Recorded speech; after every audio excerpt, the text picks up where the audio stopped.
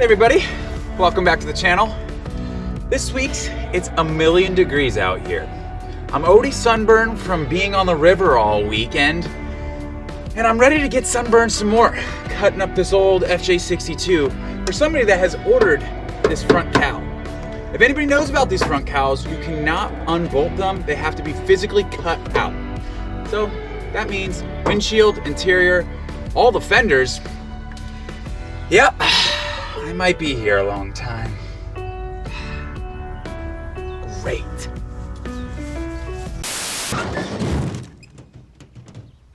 What'd you do? So in order to get the front cowl off, I've usually cut these out by making cuts here to just get the top section off. The person that has bought this has requested that they have the entire box. So it's gonna be a little different than I normally do. So that means that all of this stuff in the engine bay needs to come off. The hood latches need to come off on both sides, as well as the fender. This fender is already basically coming off. This one is still on there completely. Now we go into the wreck of an interior here with basically my storage unit of parts. The front dash is obviously still there. We got all of this stuff that's still bolted in, so all this needs to come out before we start making cuts way down here to go all the way across. So that's the name of the game before we start doing all the cutting. This may be a 2-day project, but I also want to make sure that I'm doing all this stuff very correctly and documenting all the bolts and everything that's on this dash. The reason being is, if you remember the red FJ62 we just picked up, or the FJ60 swap front end 60 that's at my house, a lot of these parts are going to be used to put that one back together. That's why it's really important to me that I document all this stuff, especially pray I don't break that windshield, because I've broken many of them getting them out, and I will take you through that entire process right now.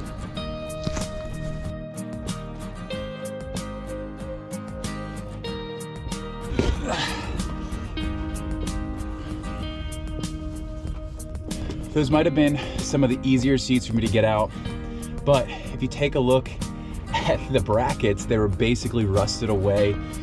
I have a weird feeling this truck sat in a puddle of water, or it got rained on, because the stuff in here is basically gone.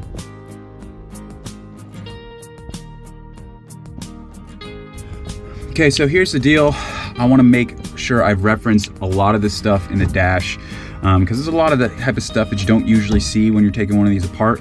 I've taken plenty of dashes off these trucks before, which is pretty straightforward, and if you want a video done about taking one of those off, I certainly can make one, and leave a comment below if you need to see something like that. But it's very important to me when I'm putting this red truck back together that every nut and bolt is exactly the way it came from Toyota. One big thing that I really don't want to mess up is that there is a rubber detonating here on the back of the dash. You can see it's very fragile, obviously, after sitting in a car for 30 plus years. So unfortunately, you can't just pull it out. All of this stuff, all the heating and AC stuff and steering column needs to come off first before any of that stuff will drop free. In return, I still have to take all that stuff off before we can start cutting into the cowl and taking the windshield out. So we're starting to take the bottom part of the dash off. Just a couple points of reference here. On the side here, there are two 10mm bolts there that hold this end of the dash in, as well as under here, there is this plastic piece that is really goofy, not really sure why it's there, but it's held in by two more 10mm right there. So once those come out, this end will come out. Then you need to disconnect the struts. There are a few of those all the way across. Same bolt pattern on the other side as well, just like these. Wow, this is a new one to find some change. Found a quarter. Never found one back there before. Sweet, I can buy a gumball. Okay, so this is very important into getting the entire mechanism off. Mainly, if you're ever dropping the steering column, there are two 17mm bolts on either side that need to come off. Those also need to come off in order to get the pedal box out. That's right here. This is the pedal box. That's you know, if you're ever gonna go change your 62 to a 5-speed, 4-speed, there needs to be a new pedal box installed because you need a clutch pedal. So in order to get all that stuff out, those two bolts do need to come out. Once those come free, the entire dash section here will fall right out.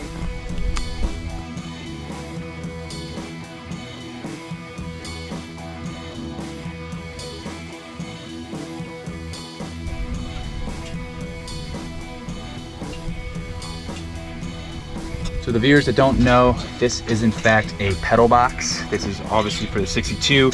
I've heard in the past from people that have been buying parts from me that there are two types of pedal boxes. There are an early and a late one. So that's if you're going to switch your 62 to a 4-speed. From understand that these holes on there, which is probably for the clutch master, they are a little different and they're shifted a little different. So in that case, you either have to modify it or get the correct one for your 62. I've only seen a picture of that. I've never actually witnessed two different ones in my possession at once. So let's talk about getting the main air box out. It can be somewhat of a challenge. There are two ways that I have done it in the past. I went ahead with a little bit harder method, or they're both kind of difficult. But here we have the main coolant pipes that run into your heater core. So there are two clips that hold it on here to the brass fittings on either side, and these sections go in there. There's also screws holding them on, which you can see there's one here, here, and there's a bracket that is held on by here. All screws. Once you get all those screws out and these clips, which don't lose them because I have no idea where to get those from, then this whole box will come free like so. Let's go check out method number 2, which is a little bit more difficult. In the past, I've just cut the lines. So if you come up here, this is the heater switch that is inside the engine bay. These are the same lines right here that run through the firewall to the airbox and heater core. As you can see, they run on the side of the engine to up to the thermostat. So you can take these out. You can see the bolts there and pull those off. I've had a lot of challenges doing that in the past. So I just went ahead and did it the first method that I showed you earlier. So I'm taking out this sound deadening. This stuff is so fragile. So when you're taking this stuff out, please be very careful. It will rip, take your time. Can't tell you how many of these I've ripped in the past, but it is in 2 sections. As you can see, got most of it out. And this will be used on the red truck. This is one of those pieces I have no idea where you would find it, and it's in decent shape. So be careful, you gotta clean it up now.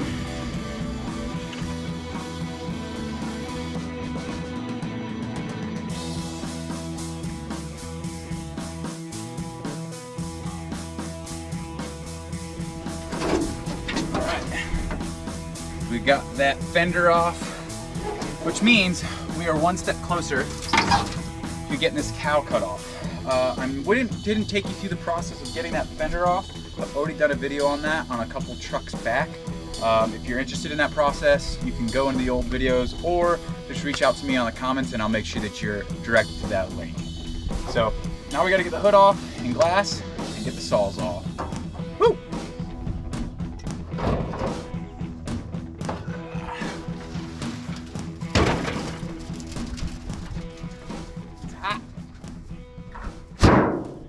It's now time for one of my least favorite jobs, which is taking out this windshield. Over the years, I've become a lot better at it. I've broken my fair share of windshields, but I really need this one. So instead of saving the chrome, which I know there's a way to do that, I've just never been successful at doing that, I'm gonna pull it all out and I'm gonna take a razor blade and I'm gonna cut along the entire edge of the glass. That way it pushes out nice and smoothly. In return, you know, you just buy another gasket. I think they're like $100 or something. So let's get started.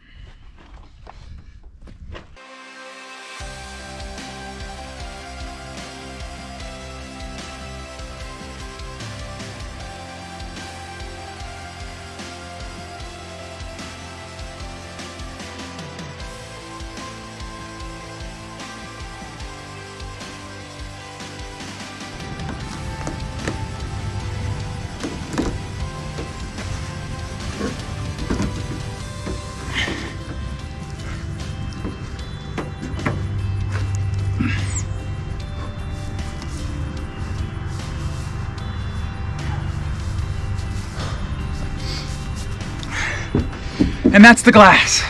Whew. That was a lot of work. And I feel like I'm sitting on a frying pan.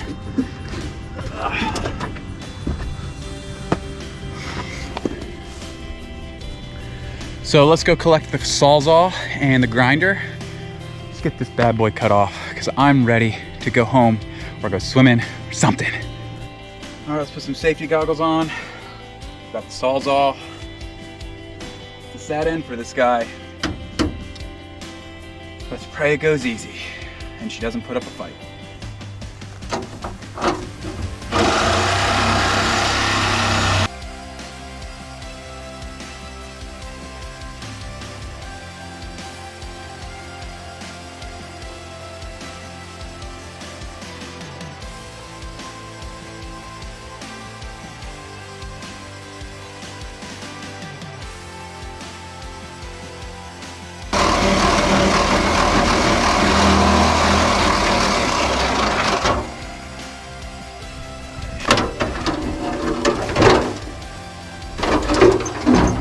That's the cow. Whew.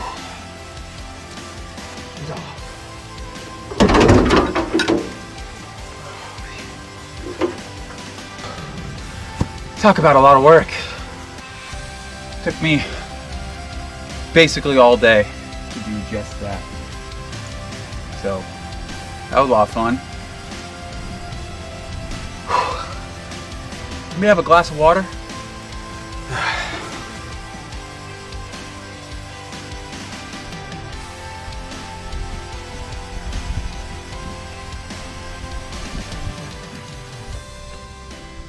So it's been a long day in the heat. I'm just finishing up my lunch here. I have my truck packed full of everything we're gonna need to start putting the red truck back together. So I'm gonna go home, get cleaned up, and bring you back out to the red truck where she sits, kind of go over everything that I have done so far, and we'll go through some of the boxes of things that I have, things that I don't have, and show you the big reason why I wanted to be so conscious about how I took all this stuff out when it goes back to the red truck. So see you when we get out to my house. So that's gonna do it for this week's Mize adventure. I hope you found this content helpful to you. If there was something that you want me to go a little more in depth on, please leave a comment below so I can make some content on it moving forward. I also want to let you know that next week our focus is going to be the red FJ62 that I picked up a couple weeks ago. So make sure that you're subscribed to the channel, you like the channel, and you share it as well to stay up to date with anything that I may be doing moving forward. Cheers, and we'll see you next week.